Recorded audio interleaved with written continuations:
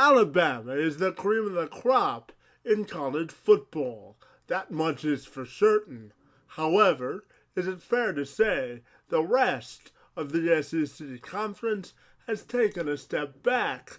And, if so, what needs to happen for the conference to retain its competitive balance? Brad Crawford is the senior SEC editor for 24/7 Sports, and he joined me on Wednesday to talk everything SEC. We began our conversation by debating whether or not any other team within the college football playoff can form a formidable foe and stand in the way of the Crimson Tide retaining their national dominance. So first of all, Brad, we want to take the opportunity and welcome you to the Two-Man Advantage Podcast, and we're excited to talk some SEC football with you this afternoon. Yeah, thanks for having me today. I'm looking forward to the Final Four, especially seeing if Bama can repeat, and some of these SEC bowl games coming up, very big for the conference. Not a great year for the SEC this season, and so far a 1-1 during postseason play. So looking forward to seeing if this league can get it together over these next few days. Yeah, getting to your first question, Washington obviously has a ton of weapons. Quarterback Jake Browning was almost a Heisman finalist, probably would have been had he played better against USC. Didn't have a great Pac-12 championship game, but played well enough to win 41-10 over a good Colorado team. I think he presents some issues for an Alabama secondary that people say that's Alabama's weakness. You watch on film, it's really hard to find a weakness for the Crimson Tide. Top total defense in the country, fewest points allowed per game in the country, top rushing defense. Spit out any stat, and Alabama usually dominates it. Washington has a running back, Myles Gaskin, who has rushed for, I think, 1,400 yards and 10 scores. No team has been able to run the football on Alabama this season, but I think he's a guy who's one of the better backs they'll face. And, getting to your next question, you look at that second game, Ohio State-Clemson. That's the game I think that may produce this year's national champion, or at least a team that, has a shot at beating the Crimson Tide. I think Alabama probably rolls over Washington, and then that winner of that Clemson-Ohio State game presents a lot of challenges. I like Clemson-Alabama probably being the final. And when we look at Tigers having that revenge factor. Circling back to the Tide for just a second, he's obviously taking over at Florida Atlantic. So I'm wondering, what do you think he learned from his time with Nick Saban over those 3 years? And what lessons do you think he learned from his previous head coaching stops at both Tennessee and USC? Yeah, I think he learned a lot. I think he learned, not to kind of pick and prod the opposition. While Urban Meyer was at Florida, he accused him of cheating, and that was during a public setting, which is never a good idea. And, we know of his struggles at USC, and then he left Tennessee after one season. So Lane Kiffin, I think, took the FAU job, in my opinion, to kind of rebuild his reputation. Obviously, he wants to be a head coach, and if not, he would have stayed at Bama as the OC. Took a noticeable pay cut to go down to Boca Raton, which is not a bad place to live, but you can tell Lane Kiffin's kind of itching to get back to a Power 5 head coaching job, and I think this is kind of his rehab assignment. Maybe go to FAU 2 or 3 seasons, try to get it back together, clean his nose up a bit down there, and get it together. I think he'll take with him part of Nick Saban's process, not all of it, but he's definitely a guy who's an alpha male, in my opinion, wants to be a head coach, and probably his marriage at Alabama just kind of ran out of time. And when we look at other SEC bowl games besides Alabama, which one are you most looking forward to? Yeah, I think Louisville versus LSU in the Buffalo Wild Wings Citrus Bowl. I think that's an 11 a.m. kickoff on Saturday. That's a game kind of leading into the college football playoff that I'm looking forward to seeing. You've got a great LSU defense, a couple of first rounders on that unit. Arden Key's a sophomore pass rusher who's probably a 3-and-out player. After this season, he's my pick next year actually to win SEC Defensive Player of the Year. He's that good. Monster off the edge, likely first-round pick in 2018, very good player. And, LSU's defense goes up against the best player in college football, Lamar Jackson.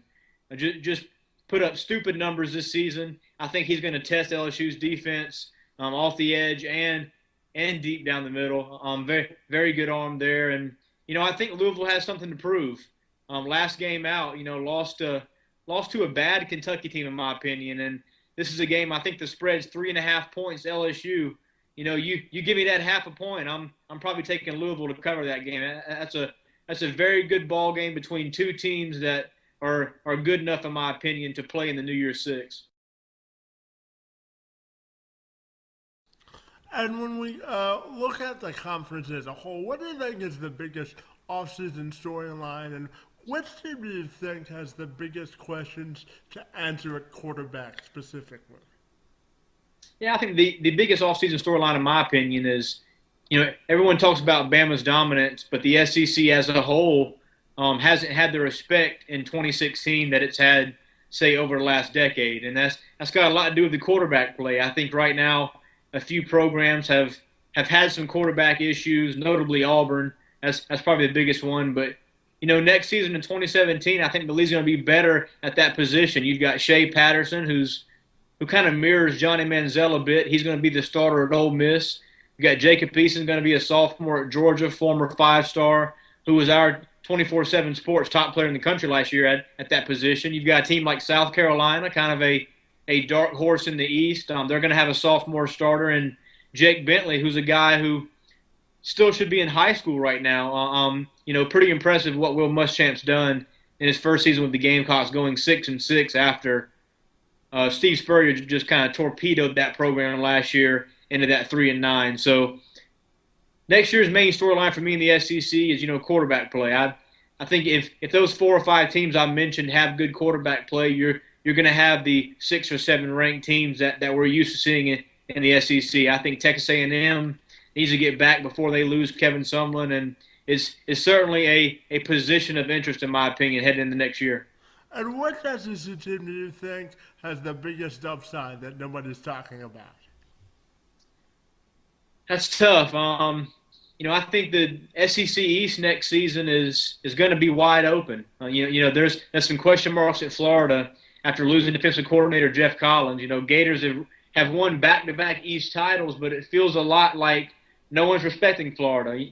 Much like Mizzou when the Tigers won back-to-back titles and got blown out by, I think, Auburn once and Trey Mason, and then Bama the next year. Until an SEC East team can kind of dethrone the West, that's going to be a division that's, compared to some of the worst Power Fives in college football. It's kind of strange to talk about.